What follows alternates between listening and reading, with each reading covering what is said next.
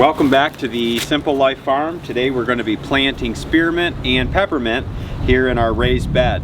We put these in at the end of the summer last year, not long after we got here in upstate South Carolina. And what we used was double ground mulch. It's had the opportunity to break down and really start doing its thing. And it kind of represents the forest floor and what you'd see in a natural environment. So that's what we're going to focus on here on our farm, is no-till gardening. No-till gardening does a few different things. A, you're not disturbing the soil. B, it provides, the ground helps provide and prevent soil erosion, provides nutrients to the soil for growing medium, and also helps retain water.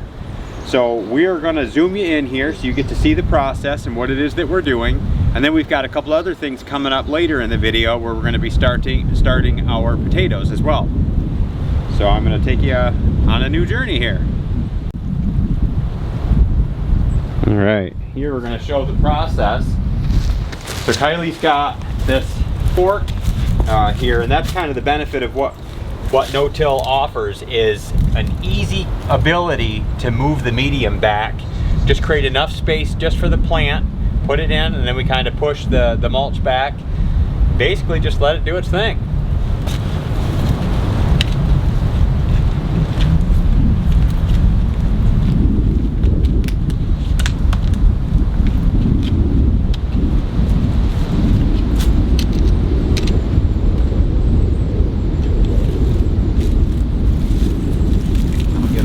For you.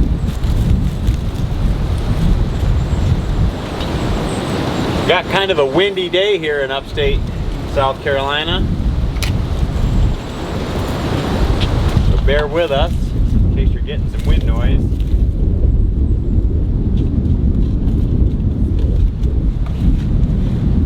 I was going to leave the tags right on so we knew.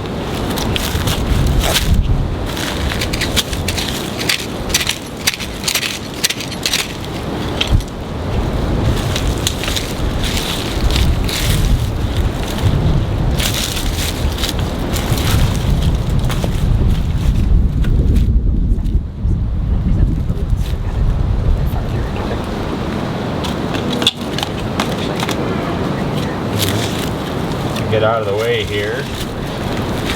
We're spacing them out pretty good because everything we've read about both spearmint and peppermint is they tend to take over the area that they're put in.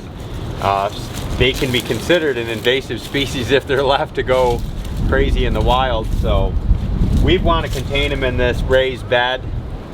That way it gives us the best capability to keep them exactly where we want them and not take over other places. We have other things that we're going to be planting that we don't care if they do that, but this is not one of them. So I'm going to zoom you out here. Okay, back with you. So we added a little bit more mulch because this corner was a little bit low from when we filled it up here in the summer last year. Get these guys out.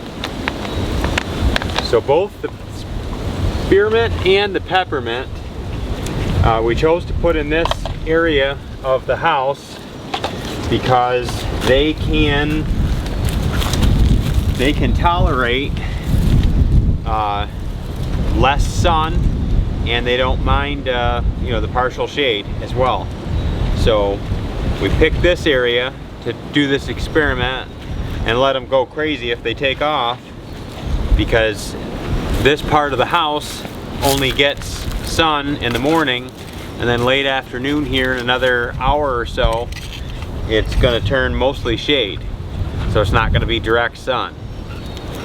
So this is one of the raised beds that we're doing here. On the other side we're going to be planting lavender, and then we've also got a couple more spaces here to fill up and use. So we're going to be making the whole front of the house not just functional, but it's going to be pretty with this as well. But we're trying to utilize as much of the area as we can to be more than just yard. So we're back, going to work on putting some dirt in the mulch. The lavender apparently doesn't like a lot of mulch, so we're going to try and mix the two a little bit. And below it is this red stone that the previous owners had here as a mulch for their flower bed. So we're gonna have good drainage. I'm not real concerned with that, but we don't want too much, you know, too dry or whatever that you're gonna get with the mulch on top of that. So we're gonna add a little bit of this red clay to help it mix in a little bit.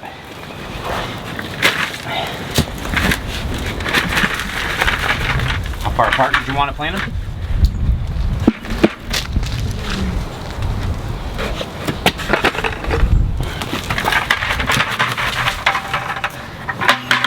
I don't know.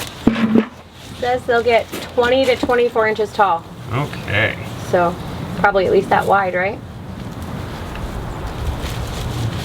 I would think so. This is a pretty good mix here. Grab that other shovel or the other.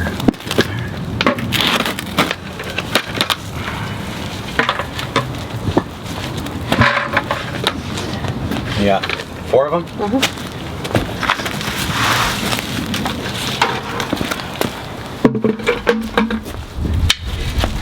And kind of stir it up, which is the opposite of what you would normally do when you've got wood mulch like this, but because it's all stone underneath, and when we initially put the mulch in, we weren't sure what we wanted to plant here.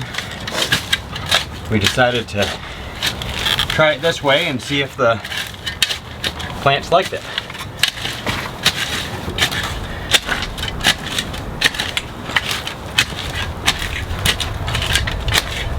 And because it doesn't get a lot of water here, because we've got gutters, I'm not worried about it being too wet. So I think we'll be okay there. All right. Spacing 12 to 18 inches apart. Okay.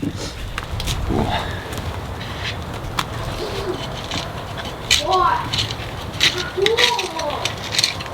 First one in here.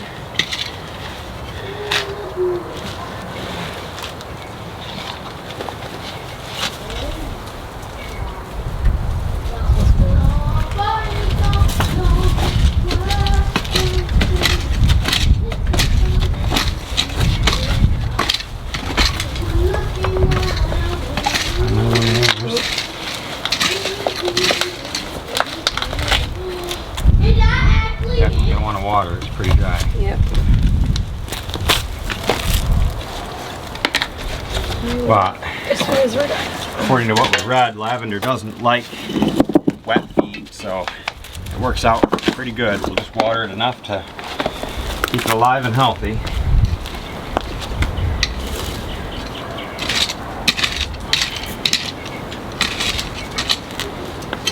There we go.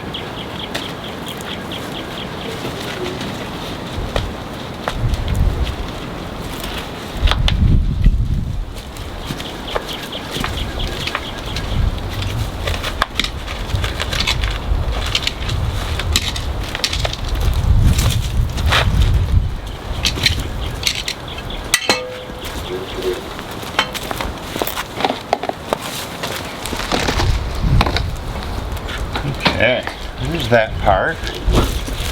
So we actually have some water right here we can use. This little bucket right here. Yeah, we're gonna use this little bucket here to cheat.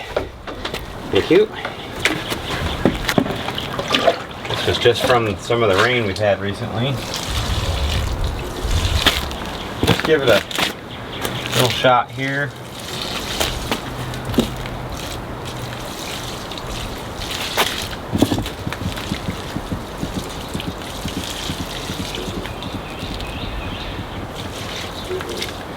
All right,